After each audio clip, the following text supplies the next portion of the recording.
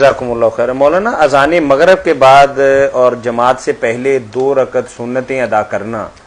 شریعت اسلامیہ میں اس کی کہاں تک گنجائش ہے، اور نبی کریم صلی اللہ علیہ وسلم کا اس بارے میں معمول مبارک کیا تھا؟ مغرب کی نماز سے پہلے 2 رکعتیں جانا، جتنا ثبوت ان کا ہے نا شاید ہی کسی سنت کا، مگر مصیبت ہے ہم لوگ اپنے گھروں میں پھنسے ہوئے ہیں، اس سے ہٹ کر نہیں سوچنا شروع کر۔ بالکل بخاری اور مسلم میں آپ پڑھ، آپ نے فرمایا مغرب سے پہلے نماز پڑھو، پھر فرمایا پڑھو، تیسری مرتبہ یہ کہہ دیا تو ہم بچ گئے، ورنہ فرض ہی ہو گیا تھا لمن شاء کہ جو چاہتا پڑھے۔ تو وہاں کہا کہ اس لیے آپ نے کہہ دیا کہ لوگ اس کو کوئی لازم ہی نہ سمجھیں، لازم ہونے سے بچایا، ورنہ حکم دیا پڑھو۔ اور صحابہ کرام کا اتنا آتا کہ وہ اتنے زیادہ پڑھتے تھے کہ نیا آدمی مسجد میں داخل ہوتا تھا تو وہ صبح میں پڑھ جاتا تھا، شاید جماعت ہو چکی، وہ بعد میں پڑھ رہے ہیں،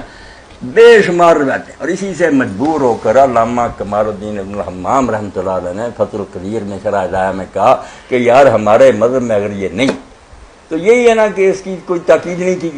یہ جو تم مکروہ کہتے ہو، کتنی دریری ہے کہ اللہ کا رسول علیہ السلام حکم دے رہا ہے صحابہ آپ مکروہ کریں، اور یہ انور شاہ رحمۃ اللہ علیہ نے حیض الباری میں کہا کہ مکروہ کہنے سے خدا کے لیے توبہ کرو، مانو کہ یہ جائز ہے، بالکل مستحب ہے، نہیں پڑھتے نہ پڑھو، بالکل اس کے دلائل بہت زیادہ، بہت قوی حدیثیں، کوئی منسوخ نہیں ہوا۔ اب ابن عمر کا ایک ضعیف قول ابو داؤد سے نکال کے دیتے کہ میں نے حضور کو، ابو بکر، عمر، عثمان کو یہ پڑھ کے نہیں دیکھا، پہلے ویسے نہیں صحیح، اور دوسرا نہ پڑھتے دیکھنے سے یہ تو نہیں کہ ناجائز ہو گیا، جب دوسری حدیثوں میں آپ نے کہا پڑھو، خود نہیں بھی پڑھا۔ اما ایسا رجل نے اس رات کو کھول دیا کہ حضور بہت سی چیزوں کو پسند کرتے تھے کہ کروں،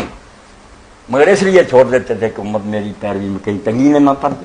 ترغیب دیتے تھے، خود نہیں کرتے تھے کہ معاملہ آسان رہے۔ اسی لیے ابن عمر تو یہ بھی کہہ رہے ہیں، بخاری شریف میں لوگوں نے پوچھا ضحیٰ کی نماز آپ نے دیکھا ابو بکر کو پڑھتے؟ کہا نہیں، عمر کو نہیں، حضور علیہ السلام کہا نہیں، میرے خیال میں انہوں نے بھی نہیں پڑھی، حالانکہ ادھر انگنت حدیثیں ہیں کہ آپ نے اس کا ثواب بھی بیان فرمایا، پڑھی بھی ہیں۔ حضرت ابن عمر کو اگر علم نہیں ہو سکا، یہ کون سی دلیل؟ بات کوئی عقل کی کرنی چاہیے کہ کہیں اللہ کے رسول نے منع کیا نہیں، تو یہ اس کا حکم بھی ہے،